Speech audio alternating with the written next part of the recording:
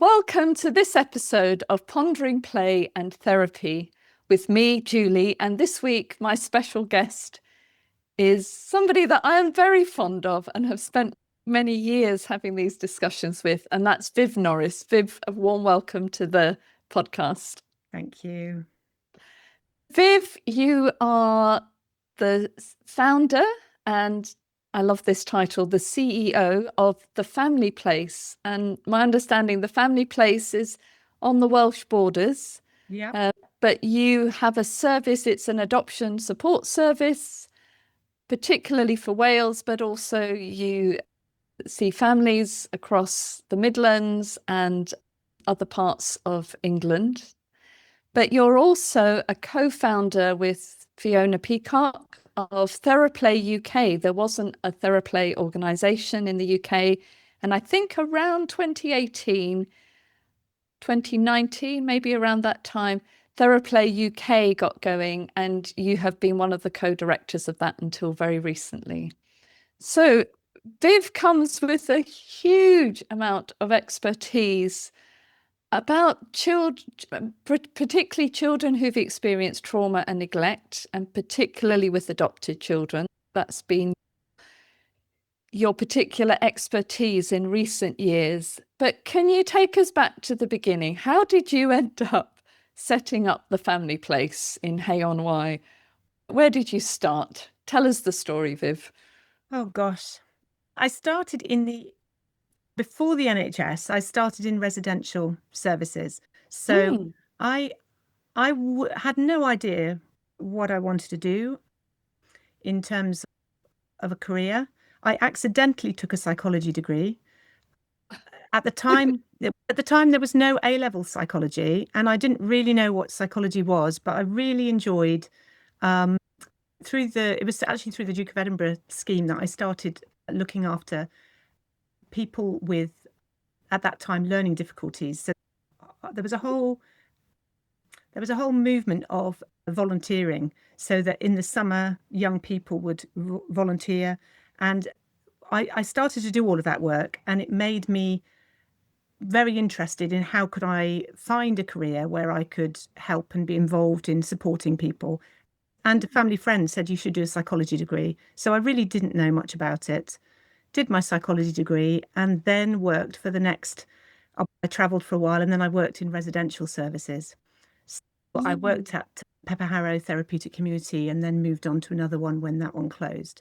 So that was my initial experience, which was incredibly intense. So anybody who's worked in these therapeutic residential settings will understand what that experience is like. And I think it had a profound impact on the direction I took after that. And was that with children? Were they the residents in those communities? Yes, they were adolescents. So age 14 and up. Yeah. Gosh, with no professional qualification as such, but finding your way into that setting. And yeah, what was your role? I don't know how other people's careers have developed, but mine feels quite organic and not accidental, but following my heart into things. So I didn't really know what it would be like. In fact, I applied for 2 different jobs and happened to get this one first. It was all adolescents, and there were people with formal qualifications there. So the leadership, it would be group analytic, would have been the main qualification that people would have had. But most of the staff had no formal qualifications. There might have been some teachers amongst the group and a couple of social workers, but we were mainly recruited without formal qualifications. But for those 3 years, the quality of supervision and the work amongst the different adults there was extraordinary. It was absolutely fantastic. So you were quite young then, in your early 20s? Yeah, mid-20s. So I went abroad and I taught in Spain for a year, and I went to Jamaica for a year, worked in a children's home. So I did various other things before, and I'd taken a year out. So I did various other things before that, but that would definitely be the formative beginning of my career. I have no helping professions in terms of therapy in my family, and didn't know anybody who was a therapist or a psychologist or anything like that. Yeah. Yeah, I was just following my nose. But I think it was there that I thought, actually, this is something that is incredibly interesting and also compelling. Yeah. And you said earlier on, it's more than following your nose; it's also following your heart. There was Yeah. a sense of that being a place for you to go. Yeah, definitely. I couldn't see the path, and I didn't quite know why. Obviously, I've thought about that much more since, but but I found a very strong draw to it, yeah, and particularly doing it in an intensive way. I think it's Mm. really it's really influenced my direction over Mm. the next sort of 30 years, because working in a residential setting, you just see the impact that you're having on young people's lives moment to moment, day and night. And so then moving later on into a therapy kind of qualification, it's been a big frustration to me that you can see people maximum once a week or Yeah. once a fortnight. So Mm. that's never really made that much sense to me, which I think is why I've always worked incredibly hard to have parents and carers centrally involved, because they just have, and schools, they just have so many more opportunities to influence the Yeah. child. Yes. And also, and maybe this is something we'll talk about later, is as part of your work at the family place, having residential camps, doing Yeah, those intensive weeks yeah, that I've been involved in once or twice. Theraplay with chickens is what I remember of that experience. But that makes more sense to me now, that where that impetus might have come from for you to mm, actually have everybody in the one place for effectively a mini residential. yeah. And the impacts that can have can really last a very long time. Mm. So I think when I look at the work I do now, it's all family based. And it's Yes. very much, we try and do as much wraparound as we can, as much support to parents and carers, as much training. If they can come on a residential camp too, that's fantastic. So really looking at all of the adults around the child as their main resource, in particular the person who they're most attached to, obviously, rather Yeah. rather than me being their main resource, Yeah. As rather the than the therapist. therapist, that the main resource is their carer. Yes. So then from the residential school, oh no, the residential community, therapeutic community, sorry, what happened next? Where did you go? I wasn't really planning anything, but I probably would have ended up going in a group analytic route. But Pepper Harrow sadly closed very abruptly, and so I had to decide what to do next. And I'm a cellist, and when I was 18, I was trying to decide whether to do music or whether to do something else. And so in Okay. a way, my choice was between psychology or going to music college, and I decided on the psychology. But when Pepper Harrow closed, I decided to use my redundancy to go and do a music therapy qualification. So I went Mm. to the Guildhall School of Music and Drama in London and did a music therapy qualification. But really, my underlying motivation was to get good cello lessons. I was like, I really wanted to have an excellent teacher and thought Uh-huh. this would be the way to do it. And did you get cello lessons I as had a part of the training? fantastic teacher. Oh, Yes, he was called wonderful. Professor Popov. He was absolutely fantastic. But at that point, I was never going to be a professional musician. Mm. It was a sneaky way to get the best teachers. Yeah. So having your needs met as part of your therapeutic career, we could say. Yeah. Yeah. And do you still play the cello? Yeah, I do. Not as much as I did. And I absolutely loved the music therapy training. Mm. And, but at each stage, I haven't really known what the next thing was. Yeah. Even when a lot of people seem to, if they want to train as something, like clinical psychology, for instance, they do all these assistant psychologist jobs. So by the time they apply for the training, they know what the role is. And that just Mm. hasn't happened to me at all. At each stage, I feel like I've gone into the next thing really in quite an ignorant sort of way, but I've just carried on. Yeah, and it's worked out. It's fine. Yeah. Encouraging people that don't have a straight path. Yeah, or that sense of going into something without an expectation or a big understanding of what it is. Does that effectively leave you as the student or the new person more open to what's coming? Yeah. Than if I you've think it gone definitely into it does. with lots of reading and lots of talking to friends and family who've done it. I don't know that one's better or worse than the other, but you've No. And maybe this is more my temperament than anything, but I found each stage just incredibly interesting. And the music therapy was a really brilliant grounding, I think, for being creative, feeling confident, improvising, and just making things up. There's something about an improvisational kind of training that has come full circle now. I think if I think about the trainings now that I've become more experienced in, the whole idea of being with someone, seeing what's going to happen and picking up on the minutiae yeah. is definitely something that I still do. Yeah, so that with my play therapy hat on, I'm thinking of I would say a lot of my play in the room with the child is improvised. We are creating it in relationship as we go along. We are attuning to one another.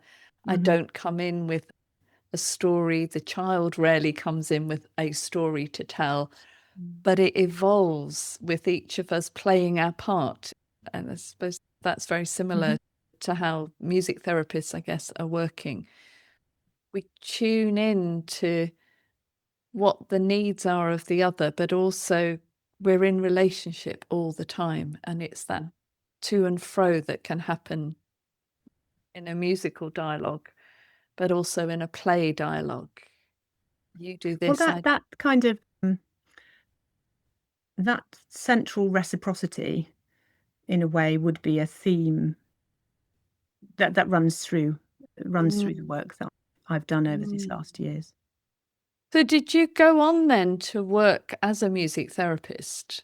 No, I did throughout the summer that I qualified, but I was because of the closure of Pepper Harrow, I was in a conundrum really about what to do at what time. And in terms of the timings for clinical psychology training, the way it came about is that I actually applied for the clinical psychology training before I'd really established myself as a music therapist.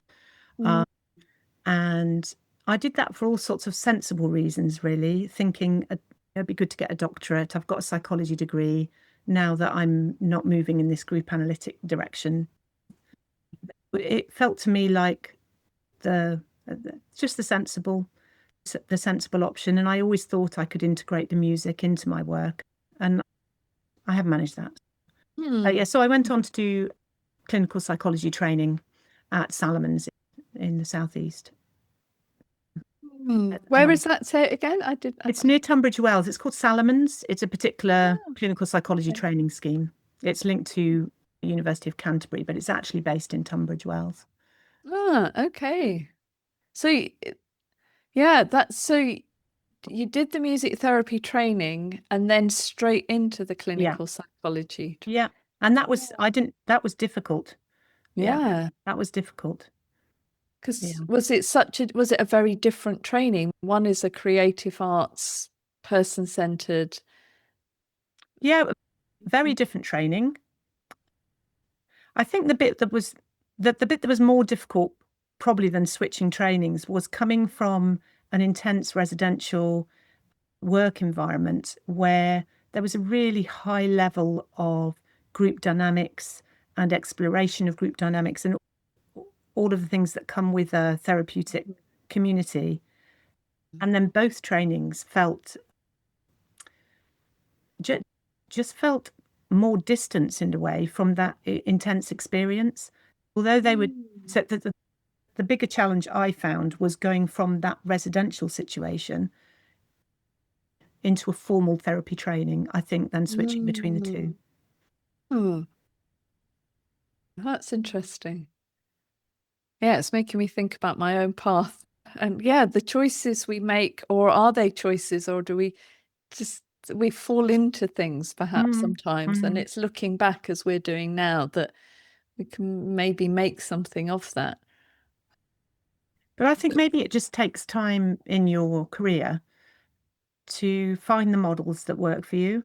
So what was Mm, really I really appreciated about the clinical psychology training was the way in which you were trained in lots of different models. yeah. On the one hand, it's frustrating because it's not deep enough because you're moving from maybe one idea to another, but it's very, it feels quite grounding so that Mm, now I have a good basic knowledge of most kind of approaches in mm, enough to feel that I can make an informed, thoughtful decision about things. So mm, I I really appreciate that sort of background that mm. training gave me. So that was over several years, I guess. That's three that was 3 years, and that was Yeah. including placements. Yeah. Yes, and that was, and then, yeah, there must, I first got to know you at the family place, but of course that didn't exist at that point. So there must be a No, story to tell about the bit no, I did. between. I did what most people do when they finish clinical psychology training, or they did at that time anyway, which is I entered the NHS, and I Mm. did that for 20 years. So Mm. I started local to where I was living, and then we moved to Wales. Yeah. So I worked for a long time in Powys in Wales, and I moved to a different Welsh NHS department and then back. But I've always been in children and family services I was going to throughout ask, throughout that time. Yeah. so was your training with adults as well? Yes, the training covers adults, learning disabilities, older adults, and children. Ah, And okay. you have compulsory placements in terms of your training, and then you specialize. But I always knew I would end up working with families, Mm. so I didn't. It's not a surprise to me that I've ended up in family services. Yeah, that's where you started, Yeah. then you come right round to it. Okay, so the beginnings of the family place. Tell Yeah, us. so how that came about. I was Yeah. working I was working in CAMS in the NHS, and then I moved sideways into a post with the local authority, working with fostering and adoption, which I really enjoyed. And in Mm, a way, the sort of umbrella of social care gave me a lot more freedom, I think, than I'd experienced before to develop services in the way I wanted to. And mm, I was running workshops with foster carers.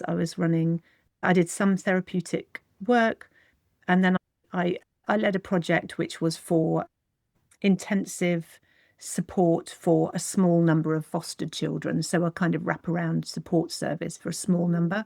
I was really enjoying that role, and then that closed. So that was my Oh, second time that I was in a very intense environment, and the kind of rug was pulled away just from a mm, service point of view. And the combination of not being able to do much therapy work and mm, having that lack of control.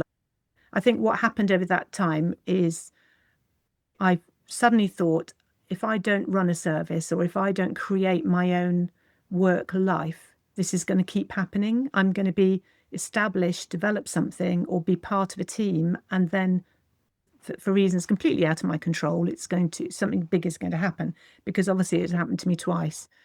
mm, And the other reason really was that I'd come across DDP training with Dan Hughes and Theraplay a couple of years before, and I just really could feel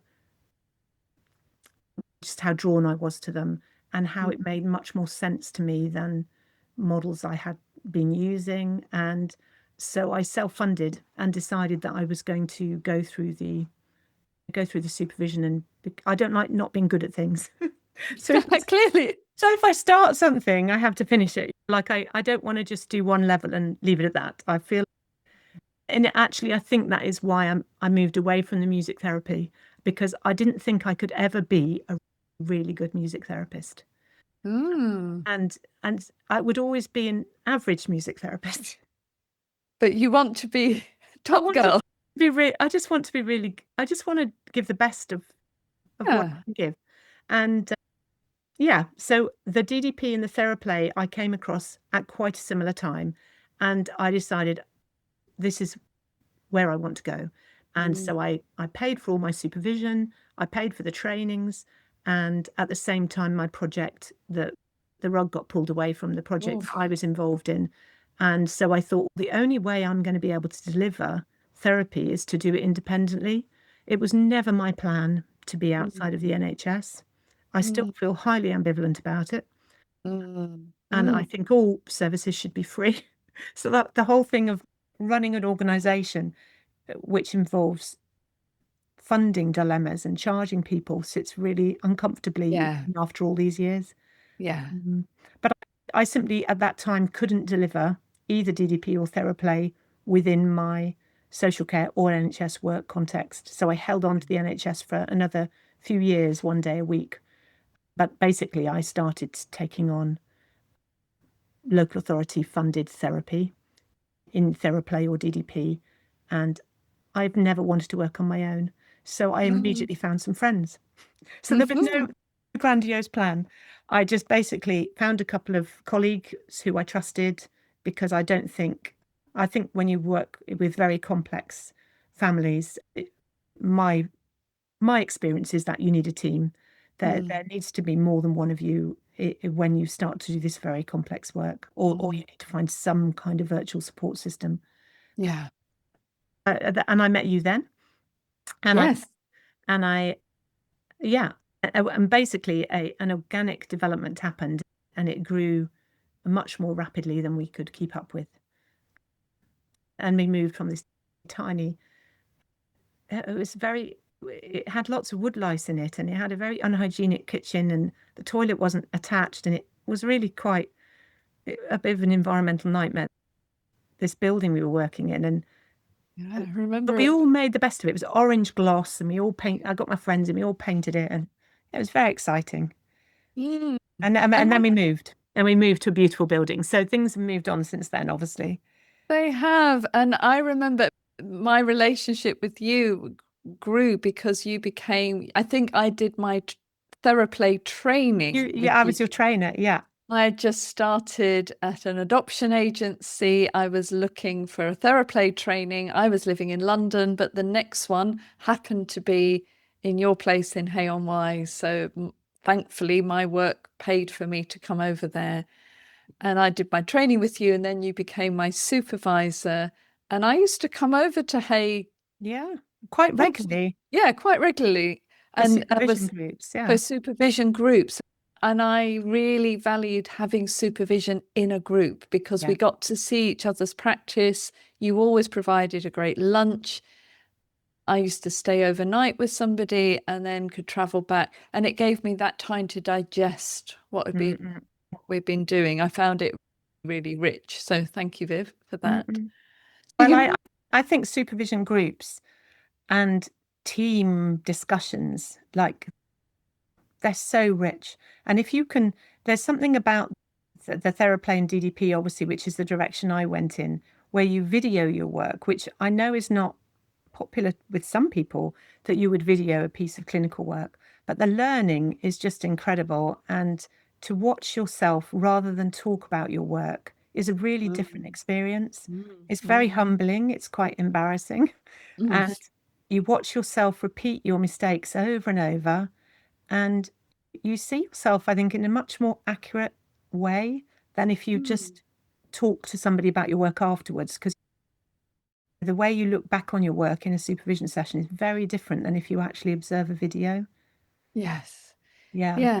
Especially when there's a time lapse between actually having the session and maybe Mm, having supervision 3 weeks later, yeah. and you're just relating it. Mm, but yeah, the showing one's videos of therapy to a group of other novices was a, Yeah. yeah, really rich experience. And so you have created this organization. Is it an Mhm. organization, charity? What's It's the, an it's a limited company. and we have a charitable arm. So I'd say it's both. It's both. It's both, yes. But it is, yeah, it grew. But I think going back to what you're saying about the group supervision, it feels like the models that the family place has developed an expertise in are very specific. So it's strange because obviously I live in quite a rural area, but we must have one of the highest intensity of fully qualified Theraplay and DDP people in one place Yes. because of the family place, and then people who are interested in a similar kind of integration of work models are drawn towards it. And we've had such a high quality of team members come towards us. And if people are not employed, we've got people who work as associates, and they tend to be quite senior people who've got many years experience, and they want a dose of something that's specific to what we do, which is a lot of whole family work and you know. So yeah, describe to us a sort of, I was going to say a typical week. There will never be a typical week, but where do your families emerge from? How do you get referrals into the family place? And then what would you do in your support of that family? Just to give us a sense of the model that you work with. The referrals will all come almost all from local authorities. Not all, but that would be the main route. Obviously, there's funding challenges across all services, aren't there? So we won't go into that. But in terms of the model, we thinking neurosequentially. So if we think about Bruce Perry's work and thinking about the brain development and the impacts of trauma at different stages, I often think about what we provide as almost like a therapy before therapy. So when you're working in places like CAMS, a child who's in an unsettled placement might get referred in. So if we think of any care experienced child who's bouncing between different families, and they won't be able to be seen because they're not in a stable situation. And we know that once we provide any intensive therapy, it often wobbles things. And so my experience of my role within children looked after and adoption was that it's very difficult to find a therapy approach that can be impactful when things are really highly unstable. And in a way, that was our client group. Our client group is children and families who are inherently unstable. They might be moving from one family to another. The family might be in crisis. They might be moving into residential. And so from a developmental point of view, the approaches we were looking at were always centrally including the attachment figure, whether it's a foster carer, a kinship carer, an adopter. They would centrally be involved in everything, which was not always their experience before they would come to us. And we were looking at anything relating to regulation.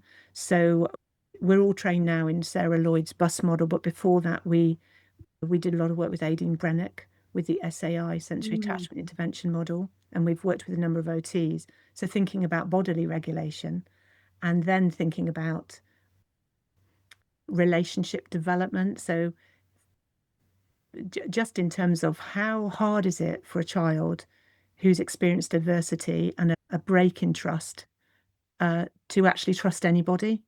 And they may have moved 3 or 4 times, if not more. And then we put them in a situation with a new family and say, well, this is where you're staying for a while, maybe.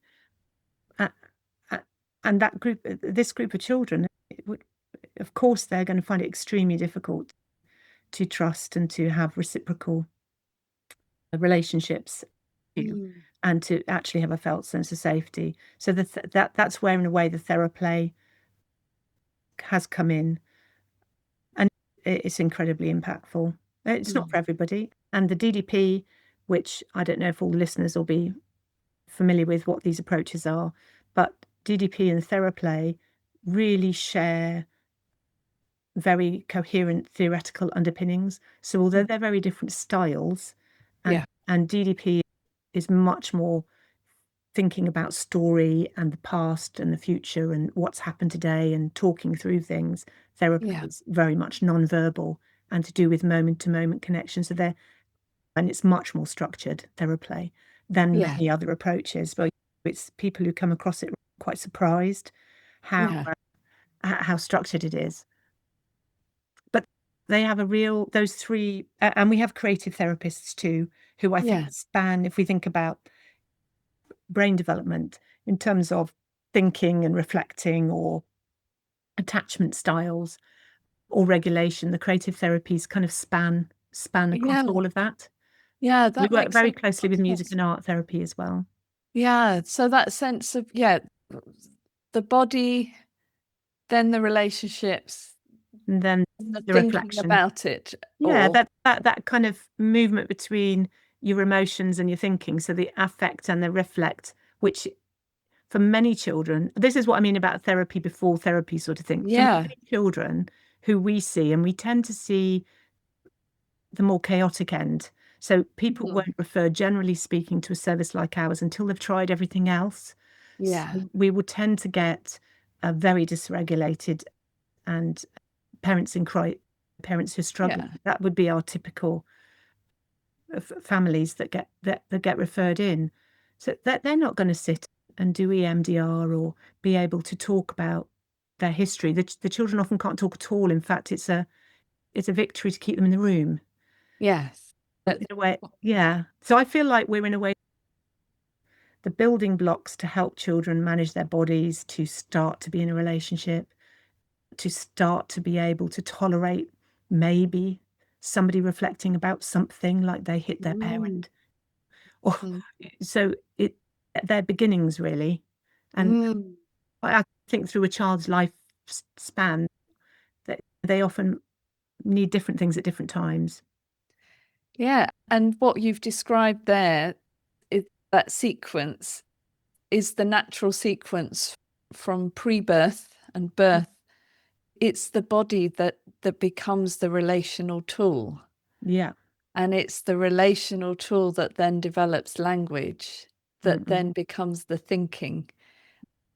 And so it sounds like from what you've described, and it's your model, but also in other places, other places. Other places are using these principles too. This that principle of, yes, you've got an 8-year-old, but their body and their emotions are still way back.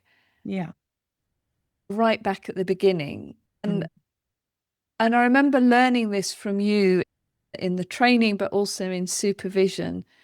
And also from other people, you know, how you can't always remember exactly. No, I know. It comes from all sorts of places, But that sense of, say you've got an 8-year-old who something hasn't yet caught up in their body and their psyche. And is it because they had an adverse experience of that when they were little? And so they're shutting off from it. So I'm thinking about in Theraplay, you invite a child to engage in an activity and all hell breaks out. It's just, woof, okay, this is not okay for this child. Yeah. Is it because it's just weird and they've never done it before, and so they're rejecting it? Or is it because when that thing happened in a similar way when they were younger, it went badly wrong, or it caused pain, or it was related to mistrust? So yeah, thank you for helping me understand that. And I guess that's a big part of your work. And it's that question's really, it's almost like every family and every child, because they're unique, the answer to that question's never straightforward, is it? Because the answer is it depends. It always depends. It depends on the in utero experience and what happens in those early months. But there are a few kind of theoretical pieces. I find it really helpful to come back to theory, to stabilize you as a practitioner, to think, why am I doing this? Because when you're in a situation, it often feels counterintuitive, confusing, chaotic, and you have your approaches, whatever they are. But when you're working with early years trauma, it can be quite discombobulating. to you as a practitioner. And one of the pieces I come back to over and over again is about primary insubjectivity.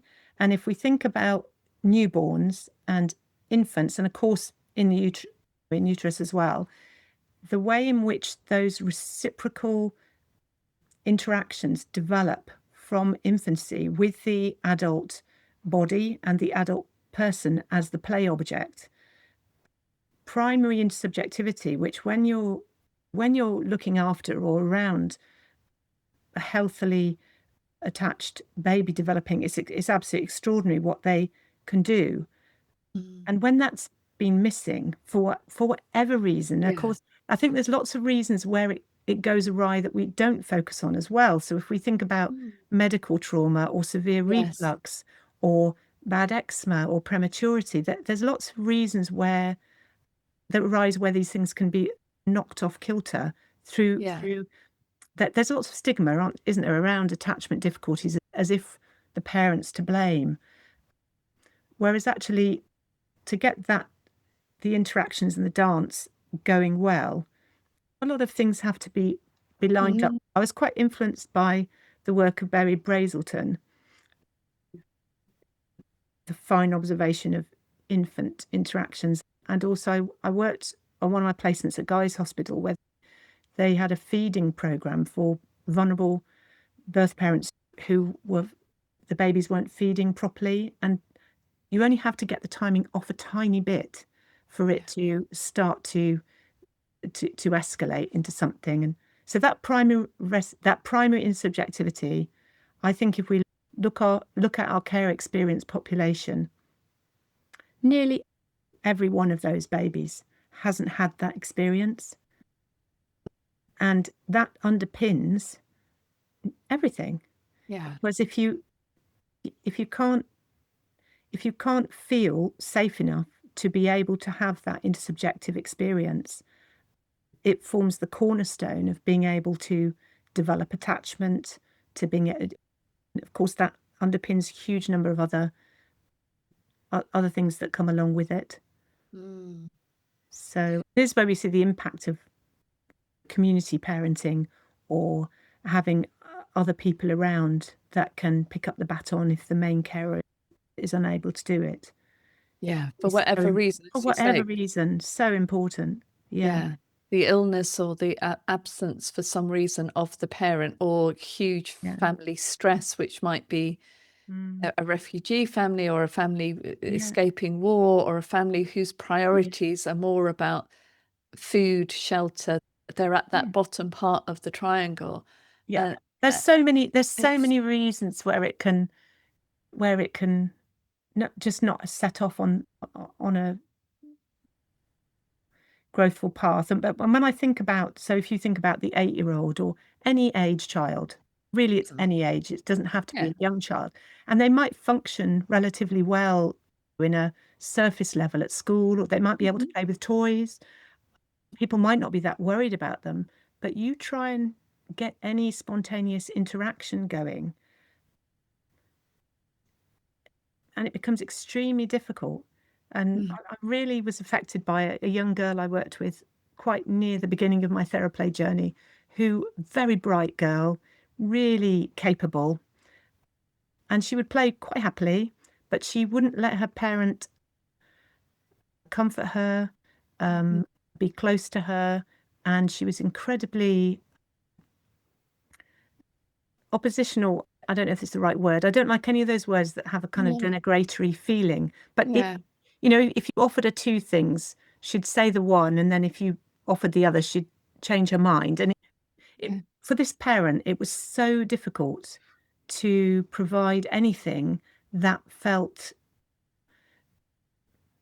just comforting to either of them. And yet this girl was incredibly capable.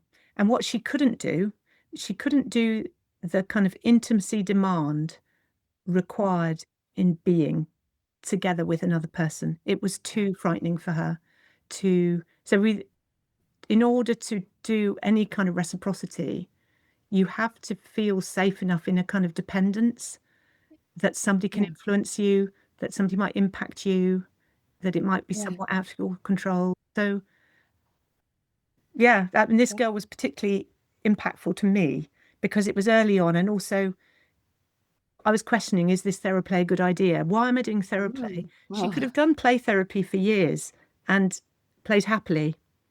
Do you She know what I could mean? have played, but she might not have got the we of play No, therapy. exactly. She She wouldn't can have do got the the, I, yes, exactly. and she could do that sort of playing about things, but that sense of the we is what's Yes, missing from, that's what's I missing. think, all of our clients. Even when I'm doing child-centered play therapy, Yeah, I've got a real sense of the children who've got an immediate capacity to do the we, and then we're off. yeah, And then there are lots of children who can play yeah, on their own. They can even involve me in a play game, but there is no sense of we. yeah, There's no sense of me being able to change things, influence things. They find that hugely threatening, yeah. and then will go back in their shell. So I think that sense of the we is what's missing for many Mhm. children who, as you say, won't be picked up in school or anywhere else, could often be actually quite compliant Mhm. and achieving very well in lots of ways. They Mhm. don't have that sense of together, Yeah, that I, that I, dance. yeah, and I think it is very interesting when thinking about children who've had to move family. Mm. Just the impact Oh, of that is so profound, whatever age. yeah. Of course, our understanding from a neurology point of view has moved on, but just the overwhelm of that experience and how we can support them to recover from that Mm. and to gain some kind of felt safety and trust in another person. And in a way, I think that's probably at the heart of all the work that I'm doing and the Family Place is doing, is all to do with that at whatever level, whether that's training or whether that's an adolescent who can talk, or whether it's a little one who's completely out of control of their body. And this is making me think then about the program that you've put together, or protocol that you've put together, the By Your Side. Mm. That, could you tell us a little bit about that and how that came about? Well, that came about because I was asked to do some transition work.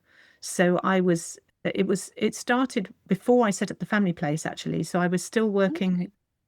in the NHS, and I was asked to do, as part of my work, a piece of transition work. And there didn't seem at that time, so this is a while ago, there didn't seem to be a sort of framework for doing it. People were doing very different things. So some people were doing that, the family support worker would go in and they'd do a bit of life story work, or they'd do a tree or a river, or people would do different kinds of things around transitions, but there wasn't a framework with a sort of theoretical coherence, as I saw it at that time, to latch onto.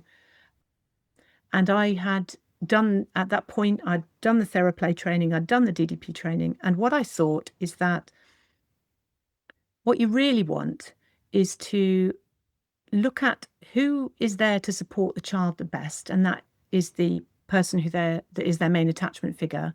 How can we provide some continuity for that child across contexts, because it's totally overwhelming?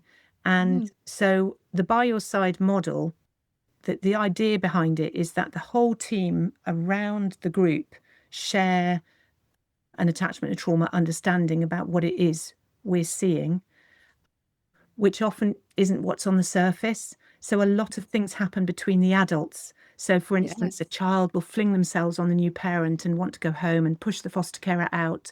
And if you're not careful, people will see that as good news. And Mm. and it's a Mm. strange situation, because if you thought of any of your relatives, and if you were in the tragic situation, which obviously some families are in, where you have to let go of a child and hand them over to a stranger, you would work extraordinarily hard to prepare them to show the new person all the special ways that you need to be looked after, to do detailed notes, to to think of all the rituals that the child uses to Mm. settle to bed and all of those sorts of things. You'd work so Yeah. hard to do that, and you'd make sure it took time and that you checked in on them and that the relationship didn't disappear. And yet somehow our systems, there was this idea that a clean break was a good idea. And for a young child, not seeing their foster carer again is as if they've died. They don't understand that the system is saying that this is a settling period, for instance. So the whole model is based on using that shared understanding, supporting the adult dynamics, because anyone who's supported transitions, the adult dynamics are really intense.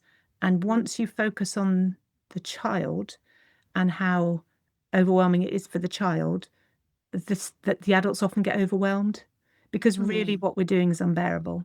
It's so unbearable. And so as we move towards thinking we don't want the child to be on their own, how can we stay by the child's side? The adults then get overwhelmed.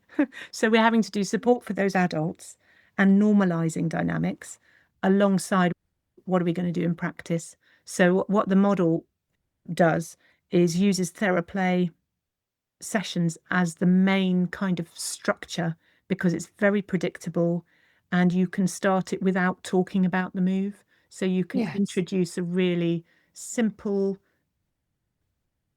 culturally appropriate sequence of activities that are the ones that the child is familiar with, Mm. that you can create a repeated kind of ritual of play that then can pass over time, be used during introductions, and continue in the new placement. And that is really, it's just very stabilizing. It's amazing. Now, I've done a lot of transitions now with really quite complex families, and the power of that ritualistic play, and it's tiny sequences. It's Yeah. literally a blanket run or a particular song and a beanbag drop, and Yeah. 3 or 4 activities sequenced together that the child then can take through with them. So that would be the defining Mm. predictable structure. And then in that, we would have, around the quieter part of the session, introduce some narrative about what's happening in a child-friendly manner, and make Mm. sure that we agree how we're going to communicate the story in phrases that can be shared with school and with all the adults, so that the child is getting some kind of sense about what's happening to them. So again, a sort of ritual around that language, something about keeping the same phrases, the Yeah. same tone, the same language. And talking about what the untalkable is. Yeah. Like, nobody wants to say to a 4-year-old why they couldn't stay at home and why they're moving, Mm. and that no, they're never going back there, and that they're going to lose the pets. And people don't, oh, and that they've moved 6 times already. People don't know how to have those conversations with children because it's too difficult. So we've found some lovely ways, and obviously this is a group effort. Lots of people have contributed to this, but we use a treasure box and a candle ritual and various that are drawn from other kind of approaches to really help children know and have time to process that something really big is happening. So the whole idea is that they have people by by their side, rather than being left on their own to manage. Yeah, it's a bereavement that they're experiencing, or multiple bereavements, Yeah. and It's as well it's as huge. And people, it's interesting, people almost had this idea about swapping attachments. And of course, each loss of attachment is a huge grief. and that But they might not, and their birth family, of course. So if you track back, so we would always mm, track back to the birth family situation, and it could be that a 4-year-old has had 8 different families, yeah, and that it's just multiple loss upon loss. And it's no surprise that what often happens is that they hunker down into a default position of, I'm on my own. I'm on my own. the I, yeah, Yeah, I'm on not my own. the How can I survive? I'm going to pretend I'm okay. And they yeah, smile and they go into a new family in a very false, compliant kind of a way. And we often, with our work, even with much older children, when they talk about where things start to go wrong, they very often start talking about the transition. And parents will say, it was like I stole them, or it didn't feel it didn't feel right at the beginning, but there wasn't a way to process that, or the foster carer was devastated, but there was no support for that foster carer. There's so much loss around it.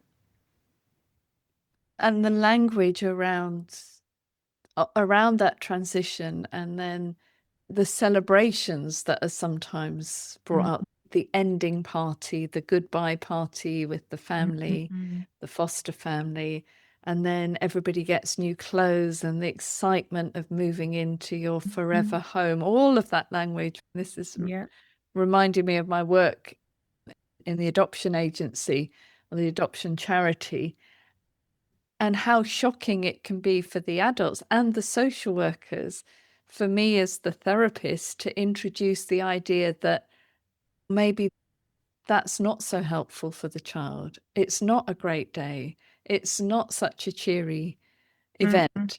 It might be a very longed for event, that final move, if it is the final move, but where are all the other feelings for the child to You know, it express? reminded, when I started to do transitions, it really reminded me, this is quite a bleak sort of example, but I did a big piece of research on the Asian tsunami with it was to do with the Foreign Office, and I headed up a piece of research, and one of the things that really shocked me was when at that time, it was very difficult to get a death certificate given, because the bodies were lost at sea, so that people didn't have a death certificate. So there was and they were getting all the bills and the banks, and so we were working with families who were receiving, long time after their loved ones had died, they were receiving all of the paperwork around somebody who was still alive because there wasn't a death certificate.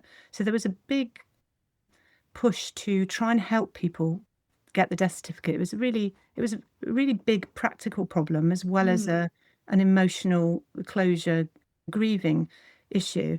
But I remember really clearly what one professional who was supporting a family who woke up really excited because they'd managed to achieve getting this death certificate, and it had been such a sort of fight to get the death certificate. And I was just so shocked and saddened by, like, how could this possibly ever be felt as a good thing? But you could see that the people who were fighting so hard to get it, and it was really important, the fight, and it was really important to get it, but where they were was so entirely different to the meaning of it for the family member. And adoption sometimes feels like that, where the meaning from some professionals is that excitement. We've found somewhere for this child to be safe. This is like our golden outcome. And so you've got a group of professionals so pleased. And yet parents. And parents, they're yearning and so excited and desperate. And they love their child already, of course, that they've had a long lead in, which the child hasn't had. Yeah, it's a big mismatch of very strong emotion. Yeah, that huge expectation of the final move-in day and our life begins as a family, which is not to say that doesn't exist, that it is for the parents and sometimes for the child. It can be exciting. It can be a sense of new beginning. It can be all of those things. But how can we hold all sorts of feelings together? How can we give space? Yeah. It's for almost like a healthy loss and ambivalence. excitement? Yeah. But if we think, what would we want? Ambivalence, I think, is a good summarizing kind of word, isn't it? Because why would it ever be one thing? Because it's always a story of loss, and it's often a story of loss for the adoptive parents as well, because they'll have often a story of loss that has brought them to being parents in adoption. It's very similar with kinship carers as well.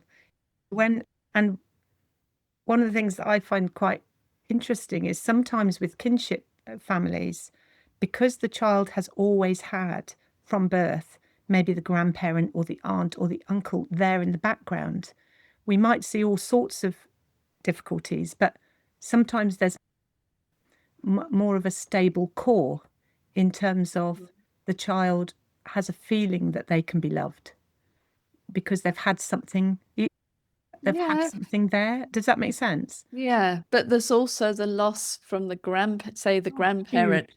that it's their daughter or son who in some ways, and I'll say in inverted commas, failed in their parenting, or something has gone awry that Yeah. has meant these children their grandchildren are not able at that time to be cared for by their own parents. So Yeah. what is that as the other adult in Oh, that? it's incredibly complex. And that all the parents and carers we certainly that I work with, they're extraordinary. That the lengths that people go to absolutely try and do their best. It's yeah, it's all very It's also, humbling and and heartbreaking and difficult and hopeful. It's it's very complex. it's I think the most complex work we can be doing. Mm, And for another episode, because I know we're going to wrap up soon, but for another episode is thinking about us as the workers, mm, what impact this has on us to be working in that complexity, to be working with that pure joy one moment and absolute confusion and sometimes fear another mm, moment. How are we cared for as the practitioners in order to sustain our work? mm, Yes, we've in the UK at the moment, or in England at the moment, there are lots of issues to be thinking about funding for adoptive families and special guardianship families. So there's a whole sustainability question going on mm. in our region at the moment.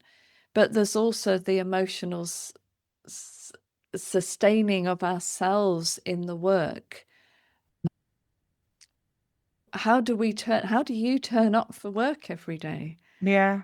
How do you It's a help very your interesting question, isn't it? practitioner? And it's obviously for a separate conversation, but I've been thinking a lot about for leaders of organizations, how does the trauma and the parallel process get Mm, managed? How can we sustain healthy teams mm, when our everyday is trauma and the context around the families is not functioning well?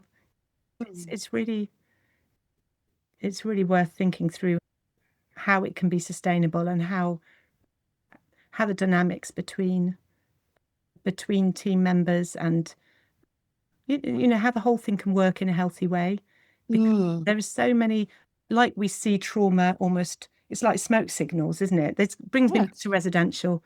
We always knew something was going on when there'd be a fallout or some vulnerability. You'd be thinking, what is going on in the community?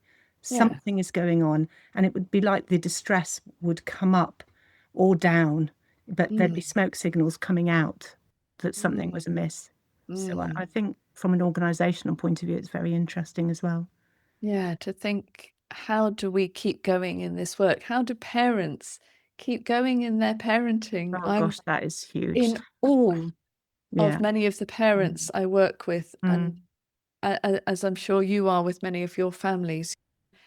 How do we put that care around them, those big kind hands? How do we help that with the parents as well? Mm. Because they'll also have their stories, Yeah. and who's caring for their stories. But ultimately, you've kept going. I have kept going against the odds. Yeah. You've kept going, No, Viv. I do feel like And that is a good thing to say at the moment because keeping yeah, developing something and keeping something going in this current context that we're in at the moment it feels like a proper achievement.